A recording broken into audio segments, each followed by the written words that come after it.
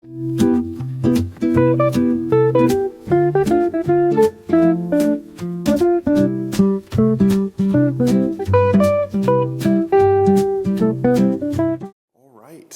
name is Rich Schmidt. We're here with Lucia Lemma Walker. It's July 17th, 2025. We're at Lucia's home in Gaston.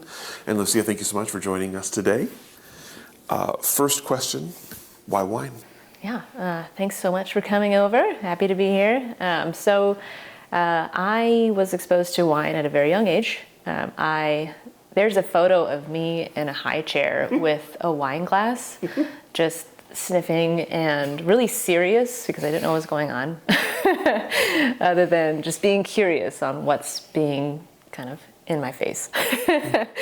But from there, I was exposed to wine at a young age, and it's because of my family starting a Lemma Wine Company in 1973, founded by my father, my grandfather, and my uncle, and two family friends at the time.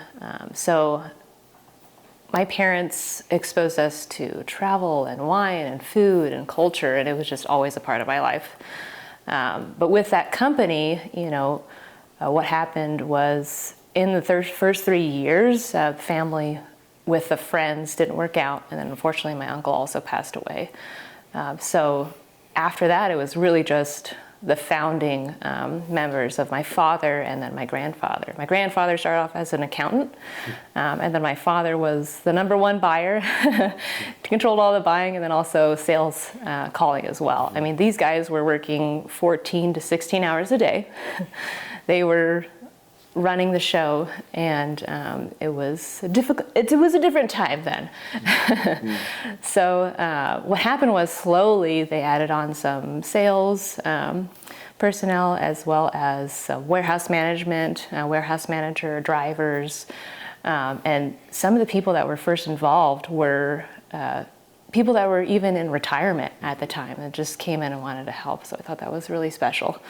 And then slowly we added on a couple of sales managers as well, one sales manager, and within a 2-year span, the two sales managers didn't work out before landing on Brian Pearson.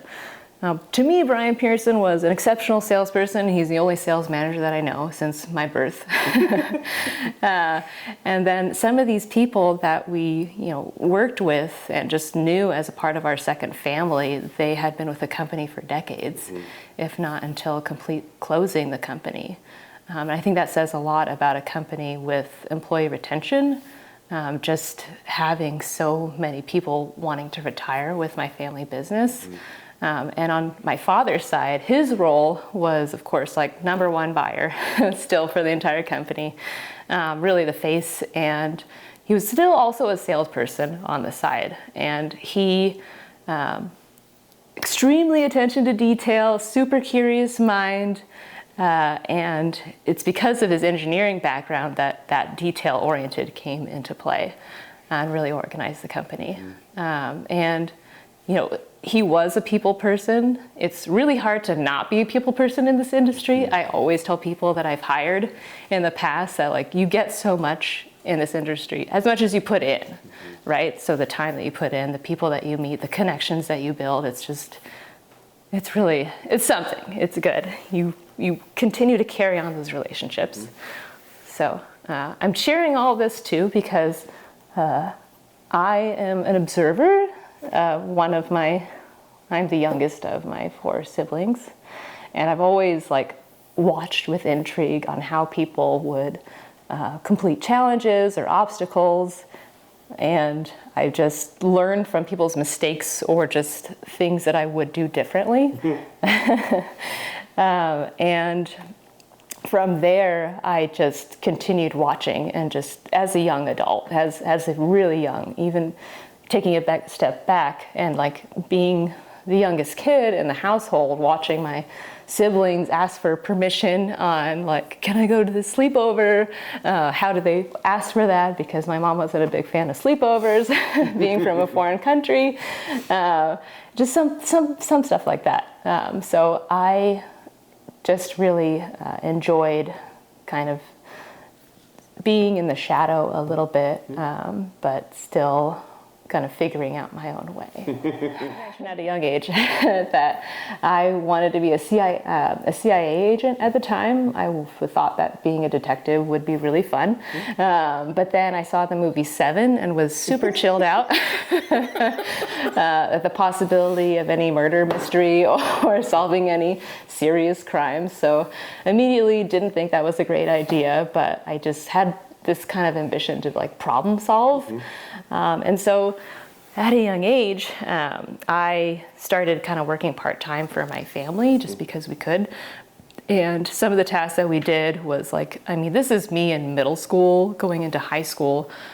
We would clean desks or computer equipment, and then after that, you kind of graduate into the warehouse. And at the warehouse, we did small projects. I say we because my sister Margot Lemma, of course, was also at my side most of the time, if not all the time, being 2.5 years apart. I feel like an expert labeler at this point. It's just kind of muscle memory for me, making sure to apply the right sticker in the right position, knowing European labels, what's not going to be okay in America. So that was always like a fun little project. We'd be huddled over on a pallet and just like whip through all these labels. I mean, we're talking about pallets of wine. And when we were in high school, we would take inventory cycle counts at the warehouse. And to do that, you had to be there when the drivers were leaving or, just getting there to leave the wine, because you had to count the inventory when nobody else was touching it. And the perfect time was early in the morning, 6 a.m., having to be there. So, our parents didn't drop us off to go do that. They had their own jobs that they would get to. So when Margot could drive, we would go. And that would be like a part of our morning routine for a few hours. But that's where, I realized how much I love math and problem solving. I mean, you enter a distributor warehouse of wine, and it's like pallets on pallets of wine, stacks of wine, even behind that. And so you're either multiplying between like 11, 12s, 14, 16s, and then times that by 4 or 6s, and then just kind of diving into there. So we had fun being like, who's right on that? But then we finished up the day with office work. And that was, again, like around high school time, and also not 7 days a week, of course, too. We also had our own hobbies and activities. For me, it was soccer and running on the side, but mostly soccer. But it was funny because being a young adult, I just look back at that and think that we would go to work at 6 a.m., finish up around 2 or 3 p.m. in Portland, drive home for 45 minutes, depending on how traffic was in Oregon City. And, by then we'd like walk the dog, have dinner, and kind of want to go to bed early because we have to get up early the next day. So if a friend wanted to hang out when we had to work the next day, we'd kind of convince them to be like, do you want to just come over for dinner at 5? And then we'd hang out, and then we're going to go to bed early. So that was something that really affected our, a part of our routine. But on top of that, after that, flash forward, I went to U of O. I was going to be a CIS major, computer info science, and honestly, after 3 courses, I realized that it wasn't going to be a good space for me. The rooms kept getting darker, and also like in basements and labs. And I just thought, long term, I don't think this is for me. Like, I don't mind. I love computers and computer work and programs, but realistically, projecting my future self, it wasn't going to be that dark or just kind of that routine of being completely solo. So I pivoted to business. That was a very practical way to go, especially with the business program at U of O. And on the side, I also started learning Italian language, and I thought that was a really nice, kind of nice honor for my father's side, who was Italian, and then already knowing Spanish from my mother's side, who's Peruvian. So I just really fell in love with language. It was something that was really easy for me, something that I was really passionate about. And in junior year in college, it was when I was taking some business management courses, and there was a really easy assignment on an essay to write, like, where do you see yourself in 10 years? And I really dug deep with those essay assignments. English wasn't one of my favorite things to do. I honestly hated writing, but for languages, I would always do it. It was fun and exciting. So that's when I really realized that I wanted to join my family's business. And at that point, I continued working summers, and I would start the day still with that warehouse and then finishing with office projects on the side. So in 2008, I wrapped up my senior year, my last term in Italy on a study abroad program. And that's where I really connected one-on-one with wine. Like my whole life, I had been exposed and introduced to incredible winemakers, wine ambassadors, and just family members of these prestigious wineries from around the world.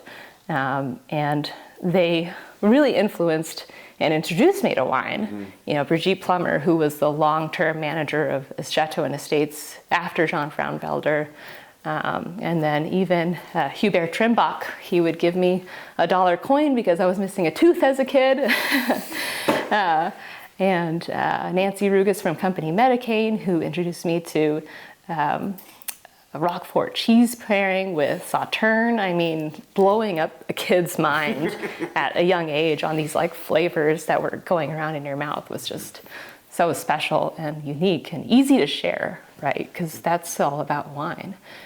It's sharing wine, it's breaking bread, it's creating those memories. And so that was easy. That connection made sense.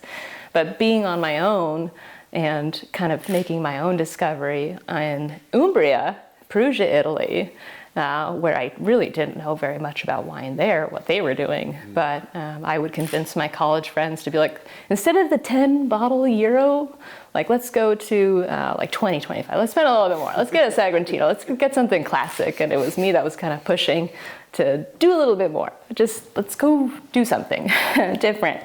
Because we were also, on a college budget too. We'd usually just make dinners at our houses or apartments, and then very rare occasion go out. So with all those experiences in wine, I just really enjoyed building experiences down the road for Rocco Winery, as a team as well. It meant a lot to share wine at the table. So back to Italy, best summer of my life. And I spent my free time with friends, like we would travel around to the areas, and still I just really enjoyed discovering wine on my own. Sagrantino was fantastic, and that's my aha moment to like really diving into red wine. And also on the side during that trip, I visited some family friends, the Vira family, the Garofoli family, absolutely gracious hosts. I spent a lot of time in the Marche region with the Garofoli family. And Daria Garofoli was the one that taught me how to make different types of risotto, kind of the secrets of grocery shopping in Italy. And I loved it. It was a really fantastic time. So after that trip, I felt really equipped passionately to join the family company, which I did. And 2008 wasn't a great time for a recession, very challenging. So my family also made difficult decisions to really cut back on expenses, and but the most important thing to them was keeping everyone together and keeping everyone employed. So I thought that was really great. So I began as a purchasing agent. My direct responsibilities was buying the wine with my dad. He proved everything. He taught me everything. He proved everything. I started off with the Northwest, Oregon, Washington, California. And then over time, I eventually graduated off my training wheels and did my own buying for the Northwest territories, and then slowly expanded.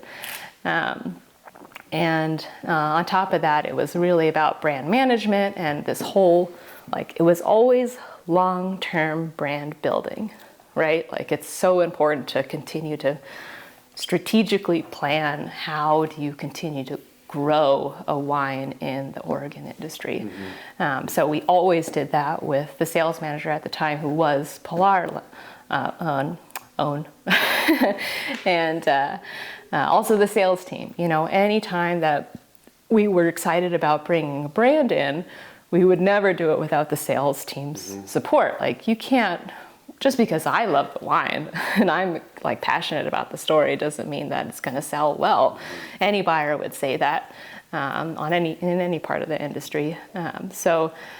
That was really important to us, to continue to act as a team, to continue to sell wine and continue to build the brand as a team. And then also a part of my responsibility was pricing structures, which I was a part of the negotiating at the time. I would just be like a fly on the wall or CC'd on emails, and I'd always read every single email. And my father always said that I was the Adam of the company. I always knew when there was a new vintage, there was something new product that they wanted to introduce, a new label, whatever. And so I was the first to know, and I was like collecting all the information and making sure that the right people knew, and how do we proceed from there. So I loved my job. I loved working with my family. So from each family member, I learned something, but from my parents, I learned to never have regrets. To always take pride in my work. Still to this day, I take pride in my work. Absolutely no regrets. Over time, I took over the reins and reached out to suppliers for price negotiation, which was really fun. I thought, I love just the data analysis of everything. And one of my tasks early on was to review these monthly price lists from suppliers. I mean, some of the suppliers that we represented was huge. It was like an all-day project. Lots of attention to detail, and that's where I really learned kind of how to negotiate those pricing, what to look out for. And after observing and learning from my father and reviewing those price lists, I took some leaps and decided to make my own decisions on what to do.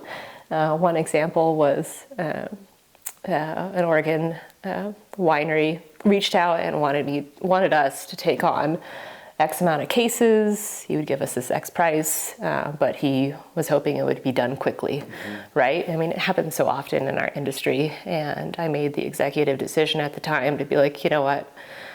Yes, we want to help. I know the team wants to help. I don't need time to think about this. And that's when they were happy. I said I would pick it up on the next order.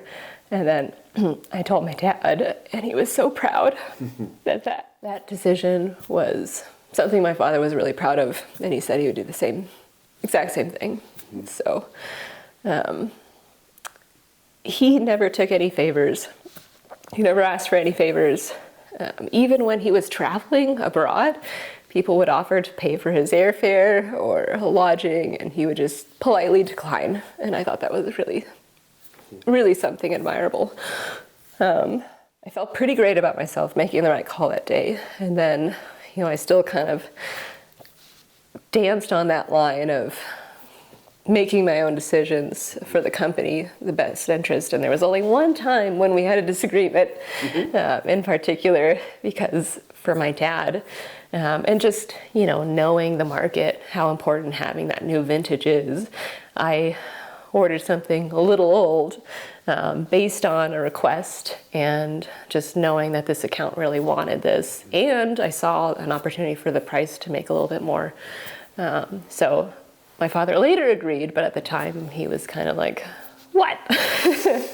But I just said, I promise I think this is going to work out. And it did. So he was pleased after the fact. At some point I was promoted to office manager.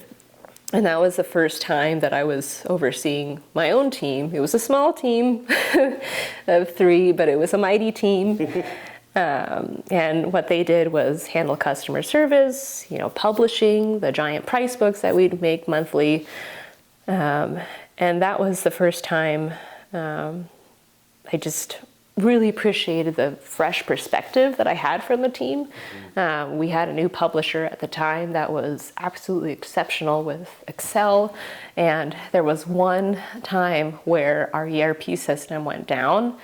And boy, when that happened, we could easily go old school and write down the quantity, the name, and then having to find it in the warehouse, you needed to know what slot location it was in. So the whole thing was, and then you also had to look up the price because you wanted to get the right price. So not having our ERP system was chaos. Well, the publisher at the time, immediately created a VLOOKUP table for us, so it was easy to just type, and then even had the slot locations there because we had all this paperwork, but we didn't have it online without the ERP system. So it was perfect timing. I feel like I inherited a really great team. And in 2018, the company closed for family reasons. My parents wanted to retire, and it was a very bittersweet decision. My direct responsibility, after closing the company, we didn't close it that day. We closed it by the end of the year. And I was in charge of all the pricing. And that was the one time I did not enjoy pricing structures over the next few months, as after the announcement was made. It's easy to close a business and stop sales of a product. It's much harder to build a brand and creating that long-term impression and long-term story building of the brand. So where did I go next? Did I want to stay in wine or explore another industry? I applied everywhere. That was kind of buying world, brand management. And one of the places I actually applied to was Ruby Jewel, but I'll get to that in a minute. I knew I wanted to do something, work for another industry or brand that I was passionate about. And at the time, it was okay, I like hiking, mountaineering, sports, recreation activities, and food, and wine, obviously. But that was kind of a no-brainer. Just off the top of my head, I knew I didn't want to go back to school, that's for sure. And in the meantime, I was still working and helping closing down the business. But at the same time, my sister Margot, she started Margot & Co. Earlier, and she was building her business, professional pouring service that's still here today. And that fall, she had landed Stoller Wine Group account, who was looking for tasting room associates at the time. And I thought, why not? Let's just go explore winery side, tasting room. I'm a wine educator. I can do this. I did some gigs on the side too. Her clients at the time were New Seasons, Market of Choice, small grocery stores, Safeway, Kroger. But that experience with Stoller Family Estate was my first experience winery side. It was first DTC World, which is still a really fun, exciting project. So I prepped, I learned all the educational materials. That was easy, and you go in, and you get a little demo on Wine Direct, the POS system of the time, and that was new. You get a very basic tutorial, and then they're like, okay, here you go. Luckily, I picked it up really quickly. I had a curious mind. It's iPad. I feel like in the millennial world, it's kind of second nature, thankfully. So I was asked to return. I did go with a friend of mine who was not in the wine world but loved wine. She was not asked to return. And the only two people from Margot & Co. that was asked was myself and Brie Bova. Brie continued on at Stoller for a number of years. She's still a dear friend to me today. And I just worked there part-time a little bit. And then in January 2019, I went to New Zealand with my husband for a late honeymoon, which was great. I'm like, how many times can I take a month off? So when I returned to New Zealand in February, I talked to Roland Souls, who kind of put me in the direction of a job Rocco Winery was hiring at the time for regional sales manager position. And I applied, I interviewed. Long story short, I got the job, and at that point, Ruby Jewel got back to me and I had to decline. So I do wonder what it would have been like to be in the ice cream world. Ruby Jewels are really great. I still love that brand.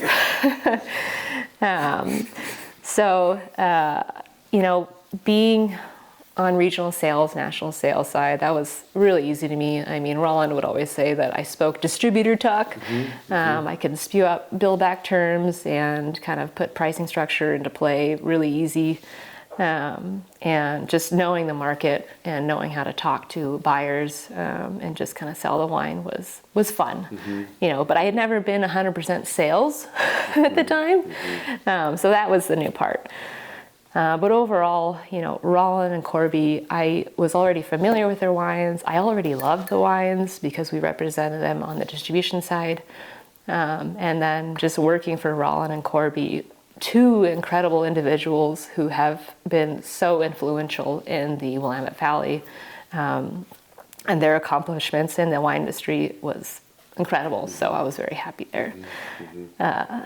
So I got organized. I dug into the data, kind of did what I do with like figuring out who did what, who needed help, support, and how to push the wine, what markets needed help.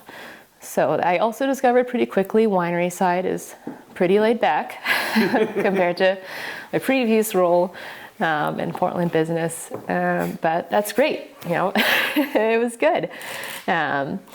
I stayed in national sales for over 2 years, and in that time I was also helping with production side as well, because again, that like forecasting needs for 18 months or a few years, organizing 20 to 40 foot containers overseas is a little similar to, okay, we're going to produce this wine now, but we're not going to see it for 18, if not 36 months.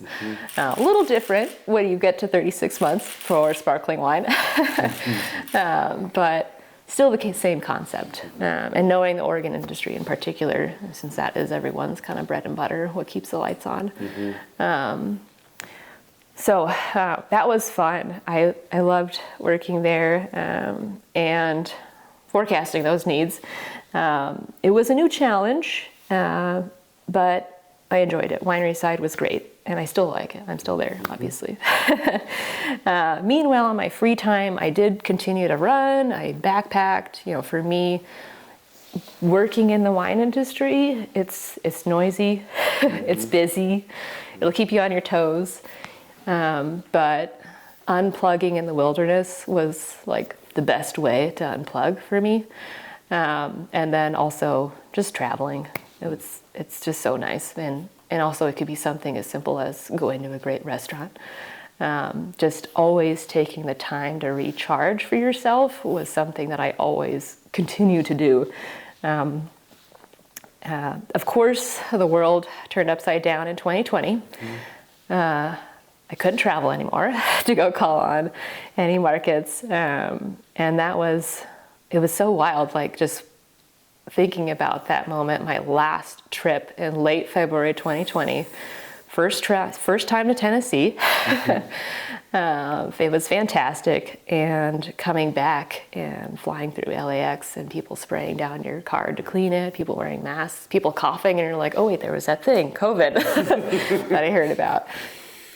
Anyways, everything shut down, of course, and I knew immediately that I needed to get new pricing, new programming in place for our distributors to help support them in this really difficult time. Fortunately, the Rocco brand is in both on and off premise, so that really helped. But just because on premise was shut down and very limited here on the West Coast, it wasn't in other markets. So all this really helped to continue to build the Rocco brand. Meanwhile, another way to pivot and continue to grow is growing new markets, and especially international markets too. So I did enjoy making those connections, and to have a winemaker like Rollin, who just knew how important that education was, the time and investment. I mean, to have a winemaker come, well, virtually at the time, to spend time to educate the team, was just like, it was a done deal. It was so special. And also to have such a charismatic human as Rollin is just, it's easy to get along with somebody like that.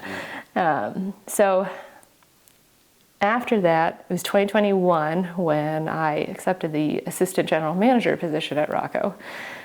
And that was the first time that I really had to focus on DTC world. You know, I would be a part of those meetings with Corby, the DTC manager at the time, and just kind of, I wouldn't say very much, honestly, because my world was national sales. And I would just give kind of input on the side, like why we should take a price decrease on the single vineyard Chardonnays. Like, respectfully, I knew that Chardonnays, I knew they're great. I knew their value, but it would be nice, like we needed something to do something, or to line price, you know, the Marsh Estate Chardonnay and the Knudsen Vineyard Pinot. You know, those are teeny tiny little things, suggestions. But to be a part of those meetings, to collaborate, to bounce ideas off of each other, and now with assistant GM, doing that more. There was a DTC manager at the time, Christine De Pasquale, that had this restaurant background that I didn't have. So I enjoyed working with that side of the team a lot. And then in December 2021, my father passed away. That was a tough time. I felt like I was on autopilot. And then in January 2022, the announcement of Santa Margarita USA acquiring Rocco Winery came. And I was excited to be reconnected with the Italian family. It's fantastic. And I was honestly also grateful for the distraction of work, dealing with grief. Still love Italy. And it was a very exciting time, since that was the first investment from Italy in the Valley. Not the last, but the first. You know, I learned the new ERP system, helped transition the company from old Rocco to new Rocco, what we used as terms, since we're like, are you talking about old Rocco licensing or new Rocco licensing? It's pretty funny. Really great talent that I worked with for the last 3 years there, with the Santa Margarita team. You know, when the dust settled of the new company at Rocco, I joined the Dundee Hills Wine Growers Association as a director, and that was my first time really getting involved with the community, with the industry, something that I've always wanted to do but hadn't really carved out time to do. I felt like that was the really right time to do it. You know, I had been involved in the Portland, Oregon Beer and Wine Distributors Association before, but it wasn't like this. It wasn't, you know, okay, you have to take off your winery hat and put on your Dundee Hills hat to continue to build recognition in that area, and to the consumer world. And where else than Dundee Hills, where it really started 60 years ago, celebrating their 20th anniversary this year as an AVA, which you know. So 2025, I will say this year is the year of change, and a welcoming one at that. I had spent a lot of time with, of course, Rocco Winery, 6 years, and then an opportunity came up that I joined the Résonance team. So I kind of joke that I joined the French, but it's really a happy place, and the team there is fantastic. I had an interview on a Sunday with Corey, the tasting manager there, and you know, by the end of the interview, I was offered a position, and I was excited to start a new adventure that was right for me at the time. And to work with Burgundy, to be representing the Louis Jadot brand as well as the Résonance wines, to hear those stories, to work with Guillaume, a winemaker that I already respect and know, and to have so much empathy and rich history behind the Gagé family it's just so special. And so also this year, 2025, I am the president of Dundee Hills Wine Growers Association, and I feel like that's just been my new challenge. Just working on a board overall, it's all volunteer time. You're working with so much talent in the room. Everybody does something differently. Everybody brings a different skill set. Everybody works on different schedules. You can't expect a response right away. But we're doing what we can, and I feel like the work that we're doing there is really important. I'm very grateful for Denise Flora, who was the previous president, and of course Kathy Martin, who is the VP.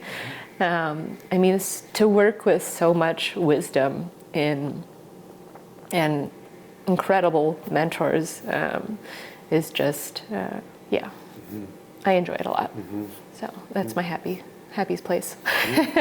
There's a lot of change. Yeah, it's good change, though. I'm curious about, you obviously grew up in distribution, as you said, and learned that side of it first. So I'm curious about, as you got deeper into Lemma and the business, what was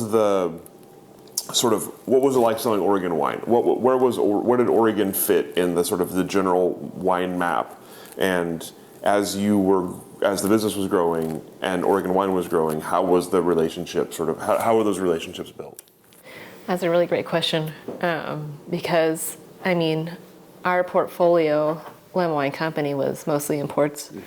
We represented about a dozen or more Oregon wineries, specifically Oregon wineries, so all the way down to Thai Cellars and Corvallis area. And just like anything new, it could be new and shiny, but the perception of continuing to build those brands, having to sell the wine, the brand 3 times. You first have to sell it to the distributor to get it through the door, and then the gatekeeper of the store or the wine shop or the restaurant, and then to the consumer. And at the end, it's the consumer you have to get to do those repeat purchases. So at the time, early on, it was challenging, especially with Chardonnay being at the price that it was at the time and still is. But Oregon itself, it figured it out, and it continued to grow. And like having such an incredible community of Oregon producers, a rising tide lifts all boats. And so together, it helped continue to gain recognition through wine press or media, and it was a slow building process.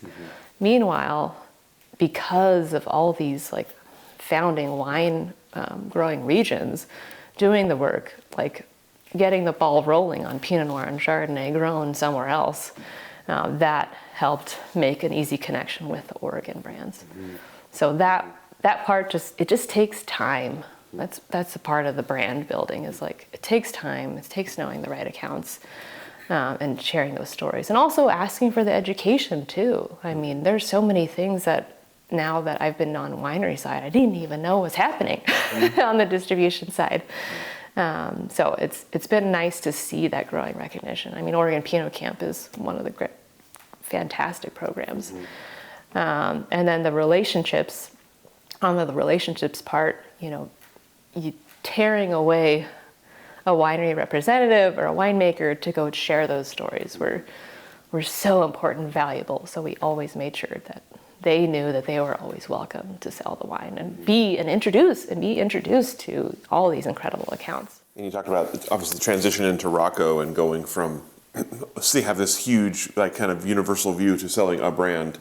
I'm curious how that changes for you, sort of how you approach your work when you are just selling Rocco wine, And I'm also curious about sort of where Rocco was in the marketplace as you came into it. What were the biggest challenges selling Rocco wine? Yeah. So I found out that it was very easy to sell one brand instead of hundreds. And then I also learned about myself that how much I loved Pinot Noir and Chardonnay and Champagne or sparkling wine, traditional method, just the classics, right? That's why I loved Rocco's wines so much. Is like that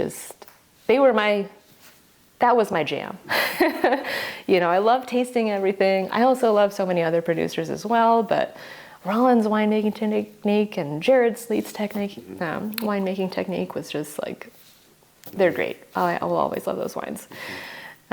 Where the brand was at the time, it was still a slow build because it was so surprising to me when I did in-store demos where people didn't even know Rocco. And for me, I'm like, how do you not know Rocco? It's Rollins sold, Rowe and Co., Rollin and Corby. And as soon as I make that connection, I was like, well, Rollins, the original winemaker, founder of Argyle. And they're like, oh, okay, great. But at the time, too, I noticed that it was more common for consumers to know the difference between estate fruit or farming practices or certifications like organic. And that's when I realized, I was like, oh, wow, the consumers are paying attention. They're reading. This didn't start with millennials or Gen Zs. This started earlier. This started before me, before my decade. So I thought that was so fascinating to be able to bring more education on that part of the brand. Sustainability was big, very important for the Rocco brand, and of course Rollin as well. And so it was surprising to me where we were, but it wasn't challenging. It was just like, okay, now I know where we are, and now I know where to go. What did you find was the most important thing that causes someone to buy a wine, whether that's a distributor or whether that's a consumer? What's the sort of the secret sauce to buying wine?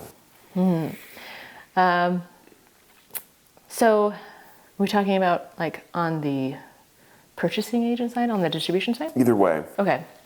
Then on that front, if you're selling a wine or your brand to a distributor, support. It's easy to be like, I'm here, these are my wines, I guess in simple terms. But to show up, to invest your time educating the team and really try hard not to make it boring, quote unquote. Don't go into too much, but just be there, connect with people. Same thing that we do on a daily basis in the industry and just with each other overall, sharing wine. Just be authentic. But overall, it's a two-way street, this whole business relationship. You also want to check each other to make sure that one is doing the job that they said that they would do. But to me, I think the support really comes into play on the distribution world to make sure that you do care about your brand that is in the hands of the sales team. So you mentioned a couple of challenges that came up while you were working at Rocco. Let's start with 2020 and start with the pandemic and the pivot, obviously. In your role in national sales, you mentioned obviously on-premise, off-premise, and what a drastic difference it suddenly was. Tell me about the sort of the kind of the short-term initial challenges you saw in the spring of 2020 and how that year sort of went for you. What were the changes you made and what were the biggest, I guess, looking back, what were the things that you're proudest of or happiest about from that period? So immediately the biggest challenge was nobody was buying wine. So how do you get them to buy wine? And the easiest answer is offer price structure. You don't want to go very low because I know that whatever goes down, we'll have to go back to normal. So you want to be really delicate when you're calculating that out. So like as you look back, what are like the things that as you got through that year, what do you look back on? Like things you did that you're proud of? The most proud that I've been in that year for the brand was growing into new markets. That is always so challenging for a lot of brands, but I guess, just doing a lot of research, knowing that potentially Michigan was a great market. They had a good food culinary scene, and just looking at always doing the research. And what I did was making sure whoever I did actually reach out to for distributors in Michigan or any other state was look at how they represented their team, but also how large of an area did they cover? Am I only going to sell to the corridor or the entire state, or because every state also has their own different licensing as well. So that was really important to me. It is just long-term growth. How long was that company in business? So that's something that I'm really proud of, is continue to grow in different markets, and then also in the international side. And I will say the international side kind of just fell onto my lap, an opportunity with somebody actually reaching out to me, and I was able to sell a little bit. But hey, you have to start somewhere, and just always maintaining that half glass full perspective of it's 14 cases, but you know what? It's 14 cases in Taiwan. So just continuing with small baby steps. And you talked about obviously the sale coming in 2022. Being inside Rocco at that point, tell me about sort of your initial reaction to learning about the sale, and then sort of, I guess, as the transition was happening, what are the biggest challenges in a transition like that? Well, completely closing down an old business license and a new business, and starting a new business license is a big project altogether. I still remember when we were all sit down as a team and the announcement was shared, and it was surprising, but honestly it wasn't too surprising. For me, my experience was, I always knew that eventually something would happen, but I didn't think it would be then. But I get it, the right opportunity came at the right time, and it was also, again, a really exciting time to have an Italian investment in the Willamette Valley, but lots of challenges, right? So, we were in Oregon, we knew the area, and navigating which Santa Margherita wines to start with or Italian products to introduce was certainly a Corby and Santa Margherita, and I chimed in a little bit as well. But it was delicate. Right? I mean, as soon as any business is acquired or changing ownership, doesn't even matter if it's wine or not. Oregon consumers, they're wary. They're like, oh, they're big. And you're like, it's actually not that big. You just have to kind of reassure the customer, in our case, especially club members, to let them know that we're still the same team. We're still the same wine making. It's still us. It's just, we have nicer computers now, And so there was a lot of positives that came with it too. But the challenges overall was just getting cleaned up, starting that new ERP system with Rocco Winery, which, it's tough. There is not a great ERP system to run for a winery /DTC /production side. There's not one thing to do it all, because we have compliance and we have shipping and we have all these things that are tied to the DTC program. So it's a challenge. It's a challenge. I would love to see a system that rules them all. There's your $1 billion idea right there. I have no idea how to do it.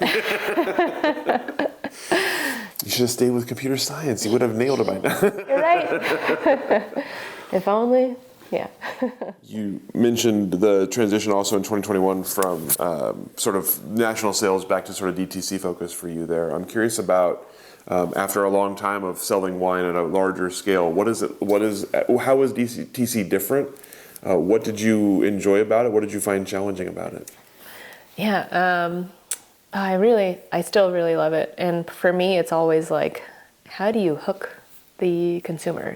How do you share those stories without being too salesy, right? Because consumers know, nobody wants to talk to a car salesman. And so for me, it's always be authentic. Don't don't be the know-it-all, and just really emphasize the authenticity of that. DTC world overall, I mean, just because you're selling from 3 different channels, I say that is the challenge. You know, on the national sales side, you're talking to people, you're mingling, you're getting to know them, you're sharing the stories, you're getting nerdy with each other. That's not the case for the consumer side. I mean, they are curious and certainly more knowledgeable now, and they're continuing to grow, but I think Corby is absolutely right when she said that you have 3 seconds to get their attention. Just 3, that's it. Especially in the marketing world, I mean, you have seconds, so every single impression counts, and that's challenging. Something that easily I love about the DTC world is building the experiences. You know, sharing that, connecting with food and wine. One of the things that I helped create was the Discovery Series program for Rocco, and just like experiences overall. I just really enjoy it because that's how I learned about wine. You know, all the people that I rattled off earlier, Nancy Rugas and Brigitte Plummer, and so many people. You know, when you show someone how passionate you are about your project, it's like magic. People automatically react well, and they just want to know more. And then before you know it, you're swapping travel plans and recommendations, and have you tried this kind of pasta? So that was really easy. And of course, building trade experiences as well. Like, I just go back to like my days of going to Europe and going wine tasting with over there, and it's so different. And so that's something that I'm really proud of, like continuing to organize, is making sure that everyone, no matter where they are in the wine education world or wine world, or they just want to have a glass, great. You know, they're having a good time. And that's the easiest part, I think, for me. Tell us about the Discovery Series. It's a great program. So it's basically a certain topic that you cover about, and you get really nerdy about it. I used to tell people on the day of that, like, ask all the questions that you want. I may or may not have the answers. You know, I'm not certified in any way. I'm self-taught. But we're going to learn about Lombardy together. And it's just you dive into that topic, whether it's a specific region or whether it's like a Rocco retrospective, library wines. You get into like the history of the wine making whatever you're teaching. And then with the Discovery Series, whenever there was like a little bit of Italian wine sprinkled around, I love how we had a little food pairing. You know, even a special cheese at Cowbell. It was just, people really enjoyed it. You talked about how you got into the Dundee Hills Wine Growers Association and are now the president. Congratulations. Thank you. Tell me about sort of with a group like that. What are the kind of the realistic aims and goals? What are some things that you have tackled or are going to tackle that are exciting to you for the Dundee Hills? Yeah. Well, right now we're so focused on the anniversary, which has been quite an adventure. But, you know, getting back to having a consumer event, having some sort of educational materials, and just making sure that the communication goes to the right person is so, like, it's a challenge. But I feel like we're getting there, like, slowly but surely. Like, we're in July now. So I feel like that's just going to continue to be a focus, is growing our marketing, and then communication with our own members, and really listening too. I mean, not to say that none of these things weren't done before. It's just always going to be a focus, because like the industry, it's always changing, it's always evolving. And for the Dundee Hills, we have a really great opportunity to, with so many followers that are actual consumers. So I'm excited to see the future on what that holds. We currently have 3 20th anniversary events that are consumer tastings. We finished one in April that you attended. And then July 26th is our next one coming up. And then we're finishing off with Alexana on October 25th. So we did this too with the intention of, one, fulfilling a grant from Travel Dundee that we're in partnership with. Fantastic opportunity for marketing spend we didn't have before. And it was also in a good time to figure out what type of event fit. So the first one was more like a panel and tasting. And then this one's in the summer. It's lighter, it's brighter. I always call it like the siren season of Oregon. Lures you in to stay, but it does get dark in the winter. And then we'll have an exciting event in October. That'll be different. It's called the Roots and Reserves. So, yeah. Raises an interesting question, talking about events. What are the expectations now from consumers for wine events? How have they changed? How are you on the DTC side and on the Dundee Hills Wine Growers Association side sort of adjusting to meet demand? Yeah, it's wild. I mean, I feel like all the change certainly happened after the pandemic. It's like somebody squeezed a water hose, and then as soon as everybody can go out and play again, they just released it. It's just like, we don't want to make reservations, we just want to show up. And what are you doing that's fun? Like, we only join wineries that have X amount of events per year. So that's challenging because, one, events are very expensive, especially for a smaller winery that doesn't own or have to rent all the equipment. And then, food costs, of course, are more expensive. So that part gets tricky. And the fact that if you're a smaller team, then you're limited. If you have a smaller space and you have a set capacity. But also something that's changed over the last, well over a year now, probably 2 years. I feel like I have no sense of time since the pandemic. But people aren't committing to buying a ticket or RSVPing like they used to. Before it's like, oh my gosh, I need to buy my ticket like X amount of months in advance. No, it's like 2 weeks before is when you see that final push in most sales. So that makes, the organizer very nervous, knowing you have a lot on the line and you have committed to X amount of guest count to the caterer. So that's the challenge. And then, of course, now everyone's doing events. Not to say that we weren't before, but there's just so many different options. July 26th is one. There's Method Oregon, a completely new event that's very exciting. And then Annual Drink Pink event, and then our event, and I think other events as well. But just as an example, we picked that day because it was good. And it took over IP&C Day weekend. We knew everybody was going to target it, but sometimes you just have to see how it goes and do the best you can with marketing. And thankfully, for Dundee Hills Wine Growers Association, there's a lot of great followers. But doing something different and exciting is what is the trickiest part. People want to do something different. And I think, Ambar Estate, Julie Mateo and her team are doing a fantastic job. Well, they also have a chef too that's incredible.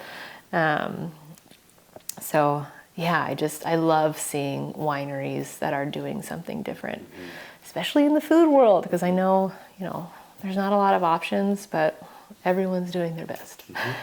So tell me about the opportunity at Résonance. What led you to apply, and what is your new role? So I decided to take part-time this year, and I honestly had always followed Résonance for a number of years, and more closely after meeting Katie Ellsvig, who represents Co-Brand, the supplier. We met in Portland in the pandemic and always stayed in touch, and still a great friend to me. And that's how I kind of dabbled in Louis Jadot, be reconnected. But overall, I've always followed the brand. And when I knew that there was an opportunity or a possible opportunity, I was happy to join and do that. But it's just part-time. It's at the Carlton location, and I'm a sales associate. So it brings me back to just connecting directly with the guest, because again, it's just full circle. the guest is the one that's going to purchase the bottle that you want to purchase the bottle of wine, and you want to return, and you want to be another brand ambassador out in the world. So I think it's a really good time for me to reconnect with the guest and share the stories. So what's next for you? What would you like to do that you haven't done yet? Ooh, what have I not done yet? Yeah, I'm gonna see how this goes just this year, and I'm always happy to contribute more to Résonance, and my background is the fact that I've stayed with the company for 6 to 12 years.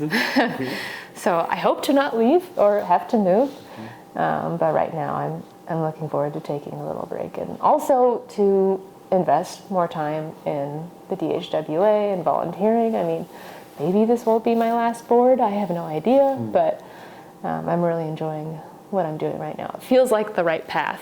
So yeah, I don't have too much on my 5-year or 10-year plan, but no school. Yeah. You know something for sure. Yeah. Something concrete. Yeah. No, I feel that. I love, wine industry is like my jam, also cheese. So we'll see where it goes. Yeah. I'm very grateful for all the experience that I've had at Rocco and of course Lemma Wine Company. So you talked earlier about sort of initial impressions of Oregon, getting to know the Oregon industry, especially from Lemma. Tell me about the growth you've seen in Oregon. What's different about it now? What does the industry look like to you in 2025 as like on a kind of a 35,000 foot view? It's a big question. It's a big question.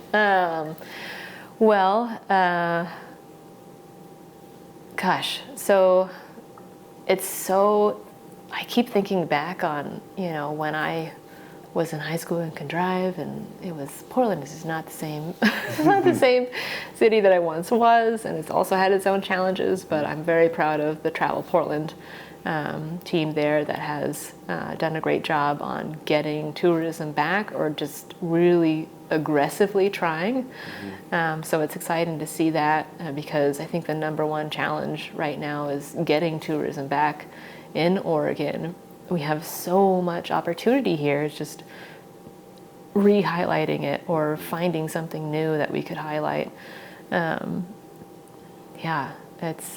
It's going to be really interesting. And as far as like the consumer side and just like the wine buying side, the trends, I love the fact that Portland is still such an Italian happy, Italian known market.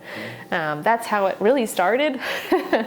And of course imports as well, but there's so much Italian influence in the city still, and even Rosmarinos and Newburgh. But imports itself, being in a cool climate region that's so rich in agriculture and abundance, it makes us kind of like this elevated palate when we're drinking wine and we know that the term isn't sweet. It's just like, ooh, that's going to be like apricot jam or something. I feel like that's easy for Oregon to know and being excited about something new that they see on the shelf. So I think that's going to be really fun. But at the same time, I see the challenge of, okay, well, this new thing's coming around and it's trendy. But what about these old historic brands, older or mature, and so that'll be challenging. But on the flip side, you also have the challenge of there are so many different optional, different types of beverages. Now, of course, the non-alcoholic scene has taken off significantly, even in my own home. But there's still this romance from wine, and I think the education will certainly come into play. Everyone's making sure that they're promoting themselves with regenerative farming or organic or sustainability. I think those are going to be really important, continue to be important as we care about our environment. And we always have. It's just now we need to talk about it more because it's important. And then there's so many different challenges that I think everyone's facing. And just knowing how important it is for the consumer to connect with somebody behind the brand, which makes the tasting room so essential in this as well. It's important to know that whoever you're talking to about wine, that you can connect with in some way and continue to love the product. Consumers want to connect with the brand in some fashion. And then of course there's the economy too, but whatever. There's so much to say on this topic. So where do we go from here? I think Oregon is doing a fantastic job with continuing to gain recognition, especially in this white wine world. Chardonnay, it's fantastic. It's great to see, and I know that the momentum will continue there. So it's exciting to see that growth. And will we be the next Napa? I personally don't think so. I'm sorry I made that face, but we have quite a lot of space here. I think if we were to grow that direction, it's pretty far down the line. We have a lot of agriculture laws and protective land in place that would kind of help guide us to make those decisions wherever we go with expansion. But of course we've grew over the last few years as well. So we'll see, but I think it's all very positive. You talked about the role you had at Lemma. You spent a lot of time kind of overlapping with your dad and learning from him, and then sort of taking the kind of baby steps forward, as you said. So I'm just curious about reflecting on that time in your career and learning from him and gaining the confidence. What do you remember about that time, and what have you sort of taken away from it? Well, it's always a touchy subject, but he taught me everything. And he was my greatest mentor, so it's hard to put like one thing there, but just, gosh, we would like race to know who would come up with the calculation the fastest. Just listening to him talk and show how much passion he had with a wine that he was so excited about, or just brand, and just swapping stories, just leading with empathy, and always being so authentic with people. And again, never asking for favors. I feel like just being a general manager and somebody so approachable was really key to my role as that observer. But yeah, I learned so much, not just one thing. I mean, I took over like IT maintenance as well from him, and he would go around to all the computers and update them, and kind of get frustrated if somebody didn't update their software. Yeah, just being a good human and business owner. I know not everybody thinks that way, but I learned everything from him. So he was my greatest mentor. Good. Fantastic. Thanks. All the questions that I have, anything I didn't ask that I should have, anything that you wanted to cover that we didn't cover today? Yeah, I think I'm good. All right. Thank you so much for taking the time, for sharing your story with us, sharing your beautiful space with us today. Thank you. We're going to let you off the hook. Okay. Thank you. Thank you.